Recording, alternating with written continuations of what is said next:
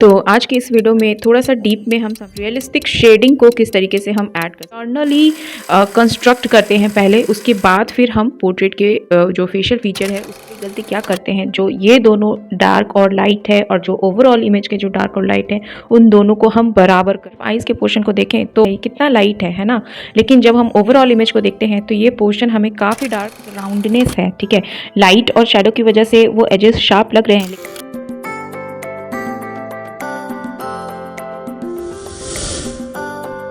Hey, hello friends, welcome back to my YouTube channel. So how are you all? I hope you all are doing good and doing a lot of practices, right? तो चलिए आज का lesson start करते हैं।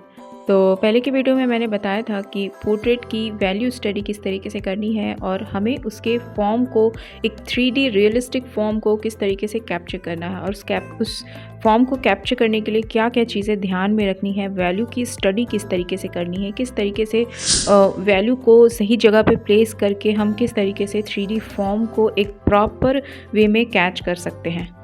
तो आज के इस वीडियो में थोड़ा सा डीप में हम समझेंगे कि किस तरीके से हम एक रियलिस्टिक शेडिंग को किस तरीके से हम ऐड कर सकते हैं। तो हमने ड्रॉ करना सीख लिया, वैल्यू के ऊपर स्टडी करनी देख ली कि किस तरीके से हम लाइट के डायरेक्शन को देखते हुए किस तरीके से लाइट एंड शैडो फॉर्म होता है और किस तरीके से उसके स्ट्रक्चर में चेंजेस होते हैं और उसको किस तरीके से पोर्ट्रेट को हम इंटरनली कंस्ट्रक्ट करते हैं पहले, उसके बाद फिर हम पोर्ट्रेट के जो फेशियल फीचर है उसके ऊपर फिर हम वर्क करते हैं, ठीक है।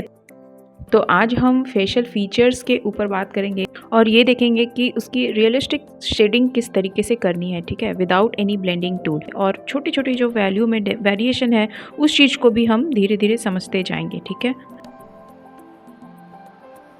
तो आप देख सकते हैं यहाँ पे किस तरीके से पोर्ट्रेट को ड्रॉ करना है। ये तो प्रोसेस मैंने पहले शेयर किया हुआ है कि लोमिस को ध्यान में रखते हुए ब्लॉक इन हेड जो मेथड होता है उसके थ्रू किस तरीके से करना है, कंपैरेटिव मेजरमेंट्स टेक्निक इसको बोलते हैं।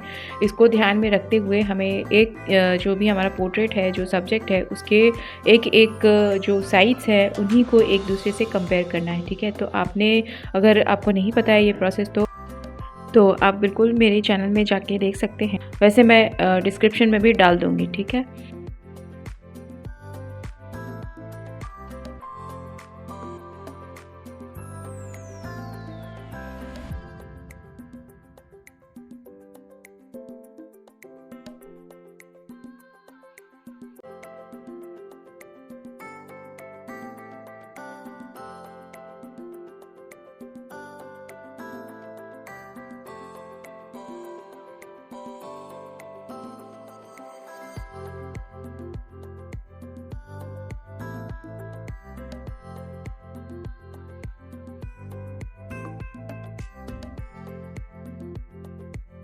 ड्रॉ करने के बाद हमें क्या करना है, जो हमारा टर्मिनेटर लाइन है उसको देखना है कि कहाँ पे बन रहा है, मतलब लाइट और शैडो फैमिली जो है उसको अलग करना है, ठीक है, टर्मिनेटर लाइन के थ्रू।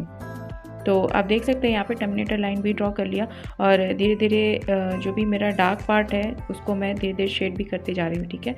शेड क्या कर रही हूँ, मतलब यहाँ पे मैं बस एक फिल कर रही हूँ वैल्यू डार्क और लाइट, बस एक मतलब जो लाइट फैमिली और शैडो फैमिली है उसको अलग कर रही हूँ, ठीक है।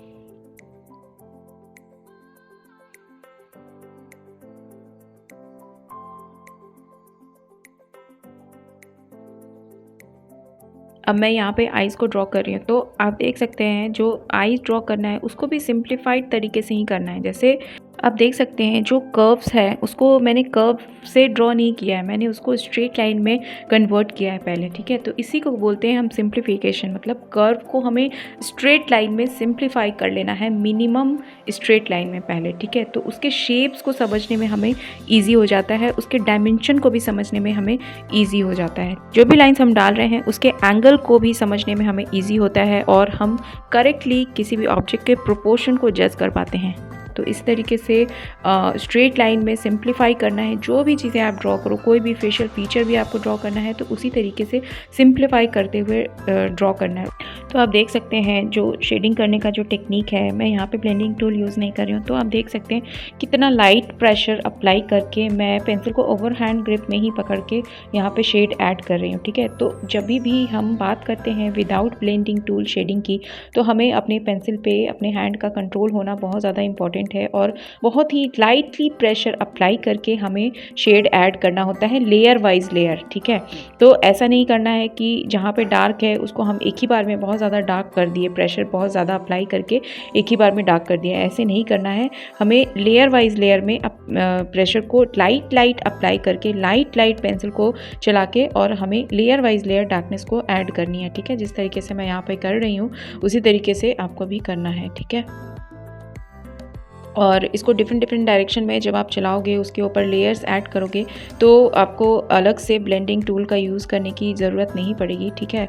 और इसमें टाइम तो बिल्कुल लगता है, बेशक इसमें टाइम लगता है, लेकिन जब हम अपने शेड्स को step by step layer wise layer add कर रहे होते हैं ना, तो हमें ये सोचने समझने का टाइम मिल जाता है कि हमें कितनी डार्कनेस की वैल्यू कहाँ पे ऐड करनी है। सपोज़ इसको इस तरीके से समझते हैं कि एग्जांपल लेके यहाँ पे आप देख सकते हैं, जैसे अगर इस छोटे से पार्ट को अगर हम देखें तो जो वाइट एरो जहाँ पे मैंने लगाया है वो पार्ट सबसे लाइट है, ठीक है, और जो ब्लू एरो जहाँ पे मैंने लगाया है वो पार्ट सबसे डार्क है। लेकिन जब हम ओवरऑल इमेज को देखते हैं तो आप देख सकते हैं जहाँ पे मैंने सर्कल लगाया ये हाईलाइट है, और जो यहाँ पे जो डार्कर पार्ट है जहाँ पे मैंने सर्कल लगाया है ये हमारा डार्कर पार्ट है, ठीक है। अब हम सबसे बड़ी गलती क्या करते हैं, जो ये दोनों डार्क और लाइट है और जो ओवरऑल इमेज के जो डार्क और लाइट है उन दोनों को हम बराबर कर देते हैं।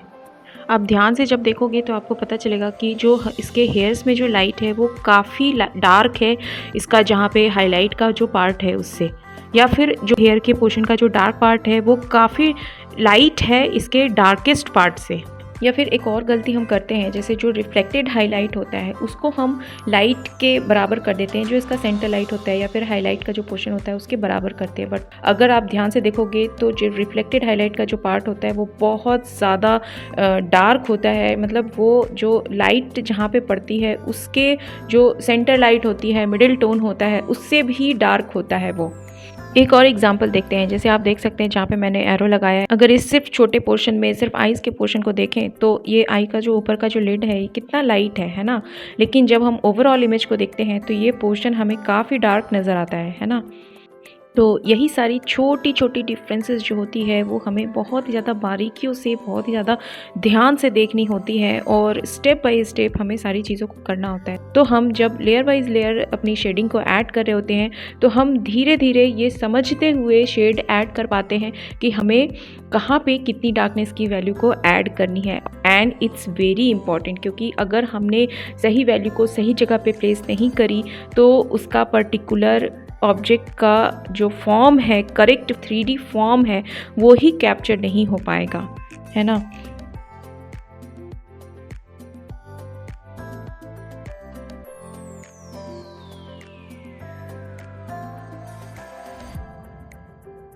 ठीक है, तो इसी तरीके से हमें लाइट प्रेशर अप्लाई करके सारी अपने जो भी शेड्स हैं, जो भी लेयर्स हैं, उनको अप्लाई करना है, ठीक है। और यहाँ पे मैंने नीडेबल इरेज़र का भी यूज़ किया, जहाँ पे मुझे लाइट करना था वहाँ पे मैं नीडेबल इरेज़र का मैंने यूज़ करती हूँ, क्योंकि नीडेबल इरेज़र को ना मतलब हम एक इरेज़र की तरह से नहीं, एक टूल की तरह से भी हम यूज़ करते हैं, मतलब टूल की तरह से ही यूज़ करते हैं। जहाँ पर हमें शेड्स को लाइट करना होता है वहाँ पर हम नीडेबल इरेज़र का यूज़ करते हैं, ठीक है।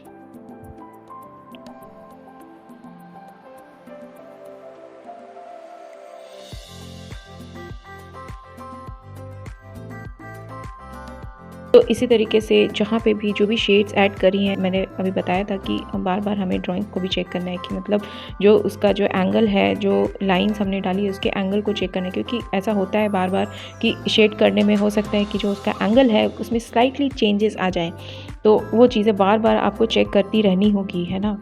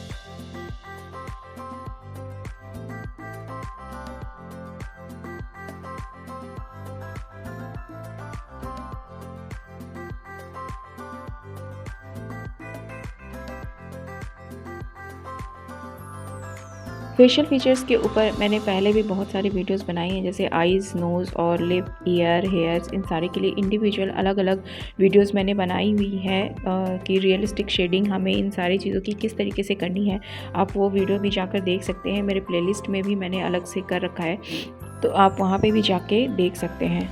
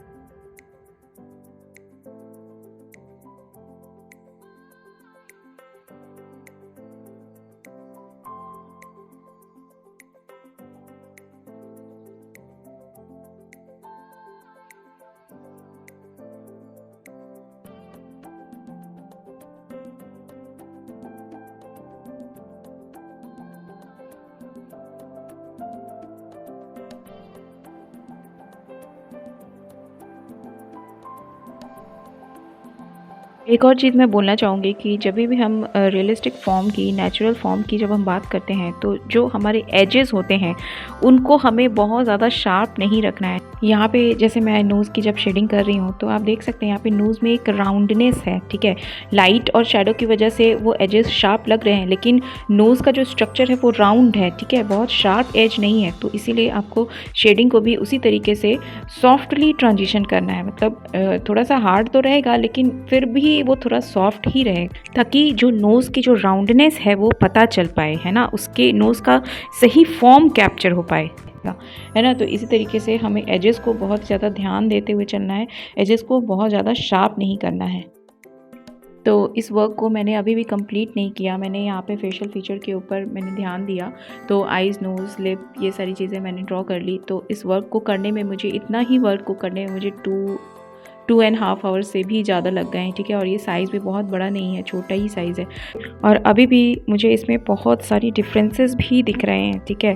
तो जब इसको कंप्लीट करेंगे, जब इसका हेयर्स बनाएंगे, इसके और भी पार्ट में अच्छे से पूरा टाइम लगा के अच्छे से शेडिंग ऐड करेंगे, तब जाकर हमारा फेस मैच होता है ना। अभी भी बहुत डिफरेंसेस है। जब हम यहाँ पे ऊपर हेयर के पार्ट में वर्क करेंगे तो वहाँ पे भी हम अपने ड्राइंग पार्ट को चेक करेंगे, तो इसी तरीके से वर्क करना होता है, ठीक है। तो बहुत पेशेंस का काम है ये, तो पेशेंटली करें और प्रैक्टिस करते रहें, है ना।